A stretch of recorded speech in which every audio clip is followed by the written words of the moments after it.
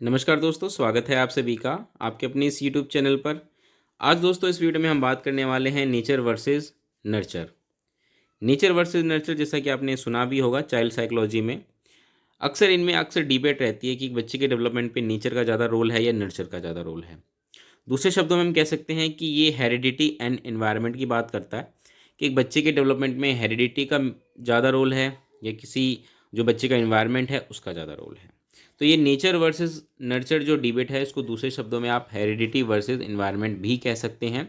चलिए हम डिटेल में बात करते हैं। देखिए, जैसा कि हम सभी जानते हैं ना, एक जो बच्चा होता है उस पर उसका जो विकास होता है, डेवलपमेंट होता है, चाहे वो किसी भी तरह का डेवलपमेंट हो, बच्चे का फिजिकल हो या उसका इमोशनल डेवलपमेंट हो, लिंग्विस्टिक डेवलपमेंट हो, सोशल डेवलपमेंट हो, ये मेनली दो चीज़ों पर डिपेंड करता है।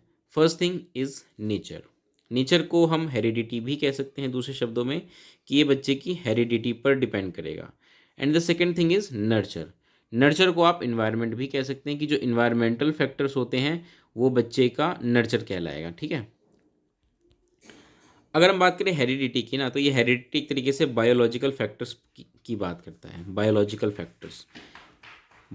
फैक्टर्स इन द सेंस बच्चे की हाइट, बच्चे का जो रंग रूप है, कद काठी है, ये सब क्या है, ये सब हेरिडिटी बायोलॉजिकली है। ये इन चीज़ों पर डिपेंड करता है।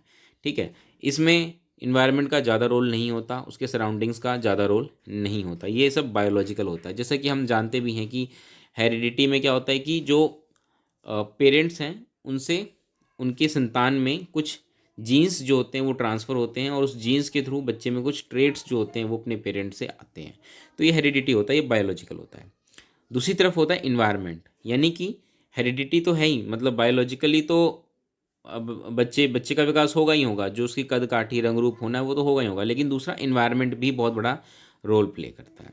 ठीक है। इन्वायरमेंट में जैसे कि उसके आसपास का वातावरण कैसा है, यानी कि family, friends, religion, society, caste, ये सारी चीज़ें जो है ना ये इन्वायरमेंटल फैक्टर में आ जाती हैं और ये बच्चे के डेवलपमेंट को इफेक्ट करती हैं। बच्चे का व्यवहार कैसा होगा ये इन पर काफ़ी डिपेंड करता है। तो ये हेरिडिटी और इन्वायरमेंटल फैक्टर इन दो चीज़ों पर डिपेंड करता है। अब किसी बच्चे की अगर हम बात करें डेवलपमेंट की, तो हेरिडिटी और इन्वायरमेंट में किसका ज़्यादा इंपॉर्टेंस है?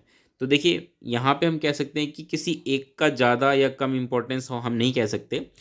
मिक्सचर हमें देखने को मिलता है। आप यूँ समझ लें कि एक बच्चे का डेवलपमेंट, अगर एक हम लिमिट तय करें कि बच्चे की जो लिमिटेशन होगी डेवलपमेंट की, वो लिमिटेशन हेरिडिटी तय करती है और उस लिमिटेशन के अंदर जो भी डेवलपमेंट होगा वो इन्वायरमेंटल फैक्टर्स द्वारा डिपेंड करता है। यानी कि हेरिडिटी एक तरीके से चार दीवारी होती है बच्चे के विकास की, और उसके अंदर जो इन्वायरमेंटल फैक्टर्स होते हैं वो इंपॉर्टेंट रोल प्ले करते हैं, वो डिसाइड करते हैं कि बच्चे का डेवलपमेंट किस तरीके से होगा। आई होप आप समझ पा रहे होंगे। नेचर वर्सेस नर्चर डिबेट में आप ये नहीं कह सकते कि किसी एक का ज़्यादा रोल है, दोनों का हमें इक्वल मिक्सचर देखने को मिलता है। हेरिडिटी का भी उतना ही बच्चे पर इफेक्ट पड़ता है जितना इन्वायरमेंट का पड़ता है। तो यही हेरिडिटी वर्सेस इन्वायरमेंट कह लीजिए या नेचर वर्सेस नर्चर डिबेट आप इसको कह सकते हैं। आई होप आप समझ पाए होंगे। तो उम्मीद करता हूँ आपको वीडियो पसंद आई होगी। मिलेंगे दोस्तों अगली वीडियो में। इस वीडियो में इतना ही, तब तक के लिए नमस्कार, धन्यवाद।